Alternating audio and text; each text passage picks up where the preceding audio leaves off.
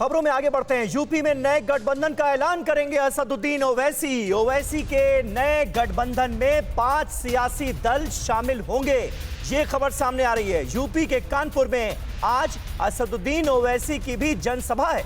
UP के 5 जिलों में वंचित शोषित सम्मेलन करने जा रहे हैं असदुद्दीन ओवैसी। मेरठ, बिजनौर, फिरोजाबाद और सहारनपुर में वो सम्मेलन करेंगे। इसीलिए आज सियासत का सुपर संडे ये माना जा रहा है। तमाम जो बड़े बड़े दिग्गज हैं वो मैदान में आज नजर आएंगे।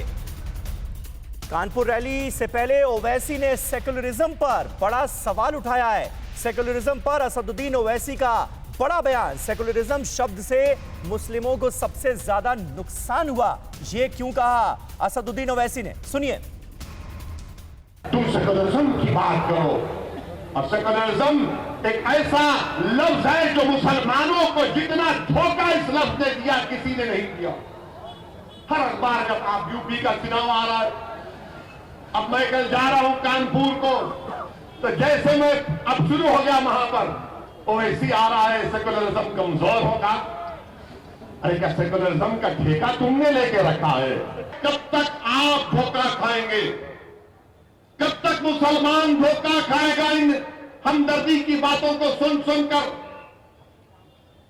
मैं तो यह समझ रहा था कि मुंबई की सड़कों पर शहादत बाबरी मस्जिद के बाद जो खून की होली खेली गई तो आपकी आंख खोल देंगे, मगर आप भूल गए।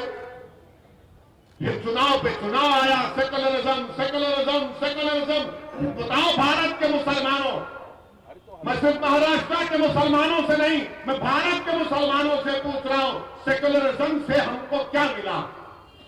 सेक्युलरिज्म से सिर्फ मुशायरा मिला? सेक्युलरिज्म से सिर्फ नारे मिले? सेक्युलरिज्म से सिर्फ मीठी मीठी बातें मिली? क्या सेक्युलरिज्म की वजह से आरक्षण मिला? नहीं मिला। क्या सेक्युलरिज्म की वजह से मेरी मस्जिद का तहफ्फुज़ हुआ? नहीं मिला। क्या सेक्युलरिज्म की वजह से मस्जिद शहीद करने वालों को सजा मिली? नहीं मिली। क्या सेक्युलरिज्म की बुनियाद पर मुझे इंसाफ मिला, हक मिला, इज्जत मिली? नहीं मिली। मगर मुसलमान क्या बोलता है? सेक्युलरिज्म। कौन सा सेक्युलरिज्म? मैं इस पॉलिटिकल सेक्युलरिज्म को कभी मानता नहीं था, ना हूं ना कभी रहूंगा। मुसलमानों, पॉलिटिकल सेक्युलरिज्म को झुकाओ।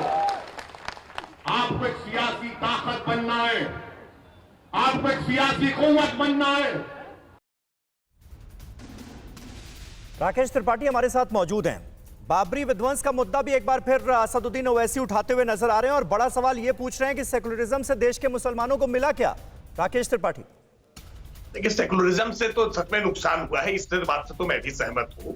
इस सेक्युलरिज्म के नाम पर वोट बैंक बना करके लगातार सेक्युलरिज्म का मतलब केवल तुष्टीकरण किया गया। सेक्युलरिज्म का मतलब केवल वोट बैंक बना करके कुछ लोगों को हमेशा साध करके अपने पाले में खींचने का प्रयास किया गया है। वास्तविकता में तो इस देश की परिभाषा में सर्वधर्म सद्भाव रहा है, सबका साथ सबका विकास रहा है। लेकिन ये सेक्युलरिज्म के नाम पर जिस प्रकार से तुष्टीकरण हुआ है और इसी को साधने का काम असदुद्दीन ओवैसी फिर कर रहे हैं। जिस तरह से बाबरी मस्जिद का बार बार जिक्र कर रहे हैं, जबकि स्पष्ट तौर पर सुप्रीम कोर्ट ने स्थापित कर दिया कि वो विवादित ढांचा था, उसके नीचे मंदिर के अवशेष थे, सुप्रीम कोर्ट के आदेश से स्थापित हो गया है।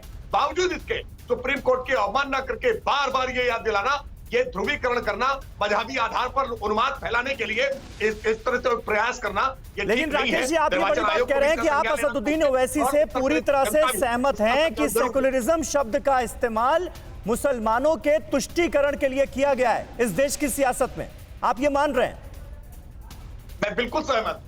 ये वास्तविकता में भारत की परंपरा नहीं रही है। भारत तो सर्वधर्म सद्भाव के आधार पर चला है। ठीक है, अजीज खान साहब इसका जवाब दीजिए। अब अगर ऐसा हुआ तो ये किसकी देन है?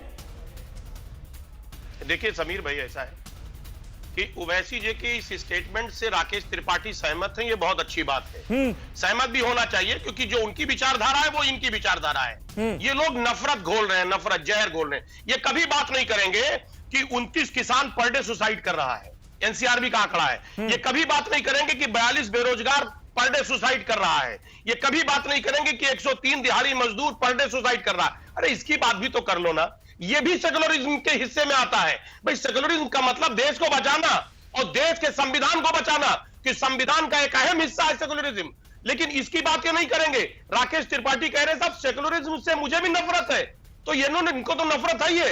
इन्होंने तो जहर घोला है इस मुल्क में, सिर्फ धार्मिक ध्रुवीकरण करके 2 सीटों नहीं, बात हो रही है खान साहब तुष्टीकरण की ना, सेकुलरिज्म वर्ड को आधार बनाकर ये पॉलिटिकल सेकुलरिज्म को आगे रखकर तुष्टीकरण किया गया, अपीजमेंट किया गया, तो ये आरोप तो आपकी पार्टी पर लगते हैं। सर आखिर ये तुष्टीकरण की राजनीति कर कौन रहा है? कौन कर रहा है, यही तो बताइए। मैं यही तो बता रहा हूं, बीजेपी के अलावा कौन कर रहा है? अच्छा। इसकी तो पूरी राजनीति तुष्टीकरण पे है।